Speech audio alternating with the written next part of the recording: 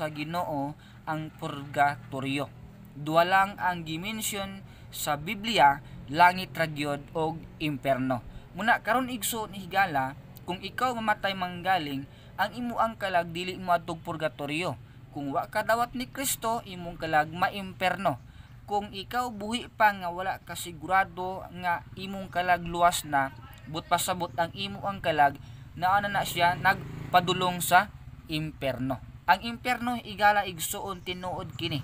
Ang impierno igsuon dili man ka mutuo, dili man ka maminaw, ang Biblia dili mausab. Munang gingon ang Biblia sa Marcos 9:44 ngadto sa 48, diin ang ulod dili mamatay ug ang kalayo dili mapalong. Timan ni igsuon higala nga ang kining impierno usa kini siya ka lugar nga diin ang kalag